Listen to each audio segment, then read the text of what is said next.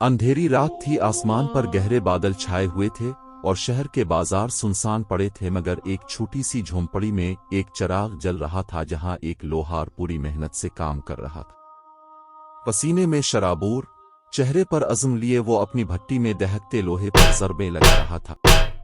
इसका नाम हातिम था और उसकी बनाई हुई चीजें पूरे शहर में मशहूर थीं। मगर किस्मत ने उसे कभी कोई बड़ा मौका ना दिया था। उसी रात बादशाह को एक ख्वाब आया, एक सुनहरी तलवार जो दुश्मनों को पलक झपकते में काट सकती थी। ख्वाब इतना हकीकी था कि बादशाह ने सुबह होते ही सल्तनत के तमाम लोहारों को दरबार में तलब कर लिया और ऐलान किया, जो कोई ऐसी तलवार बनाएगा जो नाकाबिले शिकस्त हो, इसे सोने से नवाजा जाएगा, और जो नाकाम होगा इसे सख्त सजा दी जाएगी।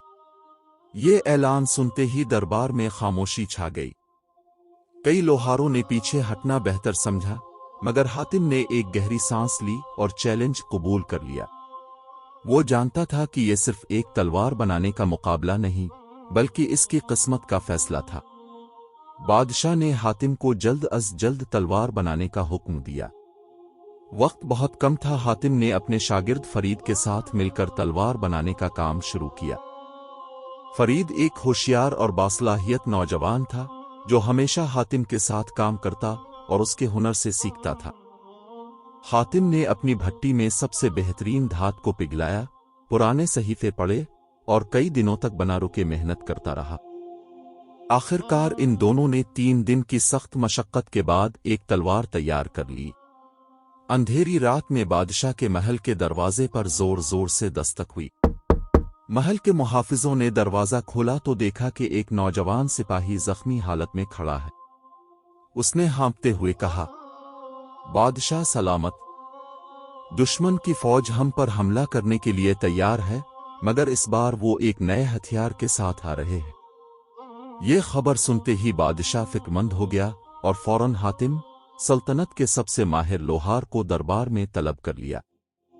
हातिम अपने शागिर्द फरीद को भी महल में लाया।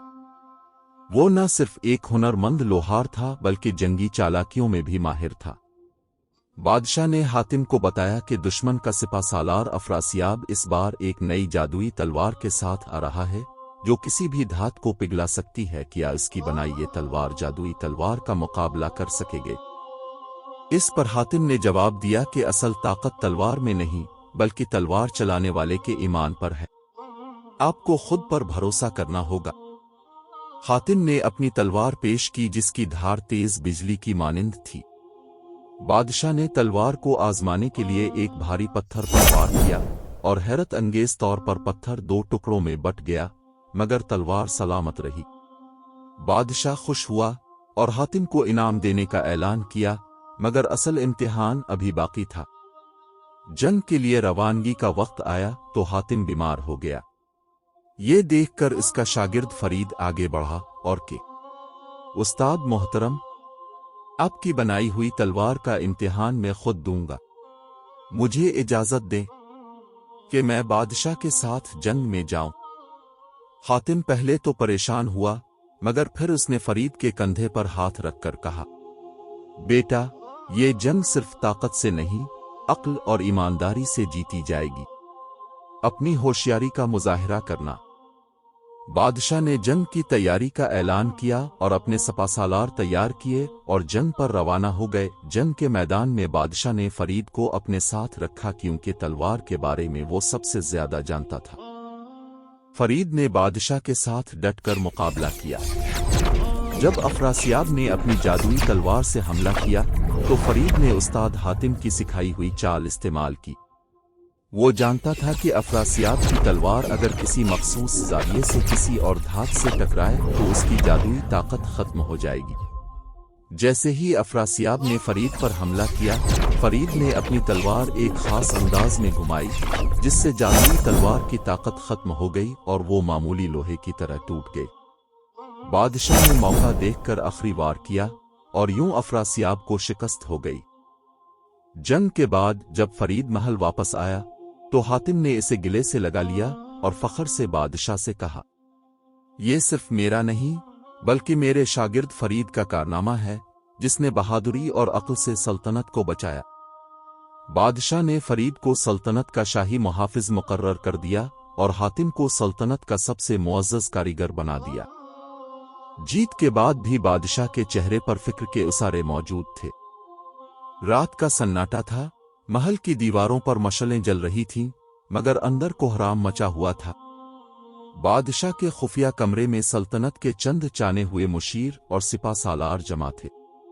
بادشاہ نے گہری آواز میں کہا، حاتم، تم نے تلوار بنا دی، فرید نے بہادری دکھائی، اور ہم نے دشمن کو شکست دے دی، مگر کچھ غلط ہے۔ افراسیاب اتنا طاقتور نہیں تھا کہ وہ ہمارے ہر قدم کا پہلے سے اندازہ لگا سکتا۔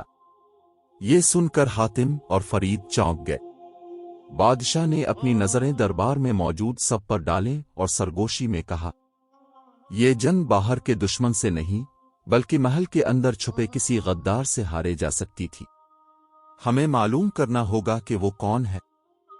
حاتم اور اس کا شاگرد فرید اسی رات محل میں پوشیدہ دشمن کو تلاش کرنے کے لیے نکلے۔ وہ جانتے تھے کہ افراسیاب کو محل کے راز کون بتا رہا تھا، اور اگر وہ دشمن اب بھی زندہ تھا تو سلطنت ایک نئے خطرے میں تھی۔ فرید نے کہا، استاد، ہمیں محل کے سب سے قریبی لوگوں پر نظر رکھنی ہوگی، شاید کوئی ہمیں دھوکہ دے رہا ہے۔ حاتم نے سر ہلایا اور دونوں نے اپنی تحقیقات شروع کیں۔ فرید کو شاہی استبل میں ایک گھوڑے کی زین کے نیچے ایک خفیہ پیغام ملا۔ اس پر عجیب و غریب علامتیں بنی ہوئی تھیں جو دشمن کی کسی خفیہ زبان میں تھیں۔ حاتم نے غور کیا اور کہا، یہ دشمن کے خاص سپاہیوں کا نشان ہے، مطلب دشمن اب بھی محل میں موجود ہے۔ تحقیقات کے دوران حاتم اور فرید کو معلوم ہوا کہ وزیر خاص یعقوب خان ہی وہ شخص تھا جو بادشاہ کے تمام منصوبے دشمن تک پہنچا رہا تھا۔ وہ عرصے سے بادشاہ کے قریب تھا، مگر اصل میں افراسیاب کا خاص آدمی تھا۔ اس نے افراسیاب کو جنگ سے پہلے محل کے نقشے اور فوج کی کمزوریوں کے بارے میں بتایا تھا۔ اس نے بادشاہ کو غلط مشورے دے کر اسے کمزور کرنے کی کوشش کی تھی۔ وہ اب بھی دشمن سے رابطے میں تھا اور اگلا حملہ کروانے کی سازش کر رہا تھا۔ حاتم اور فرید نے بادشاہ کو خبردار کیا، مگر بادشاہ نے کہا، اگر ہم کھلے عام اس پر الزام لگائیں گے تو وہ ہمیں نقصان پہنچا سکتا ہے، ہمیں اسے رنگے ہاتھوں پکڑنا ہوگا۔ حاتم نے ایک چال چلی۔ اس نے بادشاہ کو مشورہ دیا کہ وہ ایک جعلی پیغام بھیجے جس میں لکھا ہو کہ سلطنت کا سب سے قیمتی خزانہ خفیہ سرنگ میں رکھا گیا ہے۔ یہ پیغام یعقوب خان تک پہنچایا گیا، اور جیسا کہ توقع تھی، وہ رات کے اندھیرے میں خزانے کی تلاش میں نکل پڑا۔ فرید پہلے ہی اپنے سپاہیوں کے ساتھ سرنگ کے آس پاس چھپا ہوا تھا۔ جیسے ہی یعقوب خان وہاں پہنچا، سپاہیوں نے اسے گھیر لیا۔ بادشاہ بھی موقع پر آ پہنچا اور گرجدار آواز میں کہا، یعقوب خان، تم نے ہمیں دھوکہ دیا، تم ہی وہ پوشیدہ دشمن ہو جو اندر سے سلطنت کو ختم کرنا چاہتا تھا۔ یعقوب خان کو رنگے ہاتھوں پکڑ کر قید کر لیا گیا اور اس کے تمام راز کھل گئے۔ حاتم اور فرید کی عقل مندی کی وجہ سے سلطنت کو ایک اور تباہی سے بچا لیا گیا۔ بادشاہ نے اعلان کیا کہ اگر حاتم اور فرید نہ ہوتے تو دشمن سلطنت کے ہر راز تک پہنچ جاتا۔ حاتم کی ایمانداری، فرید کی بہادری اور بادشاہ کی دانشمندی نے سلطنت کو ایک بڑے خطرے سے بچا لیا۔ دوستوں، اس کہانی سے ہمیں سبق ملتا ہے کہ بعض اوقات سب سے بڑا خطرہ باہر کے دشمن سے زیادہ اپنوں کے درمیان چھپے غداروں سے ہوتا ہے۔ ہمیں ہمیشہ ہوشیار رہنا چاہیے۔ طاقت سے زیادہ ذہانت اور دیانت داری کامیابی کی کنجی ہے۔ اگر آپ کو یہ کہانی پسند آئی تو اسے لائک کریں، اپنی رائے کمنٹس میں دیں، اور ہمارے چینل کو سبسکرائب کرنا نہ بھولیں تاکہ آپ مزید ایسی ہی دلچسپ کہانیاں دیکھ سکیں۔ شکریہ۔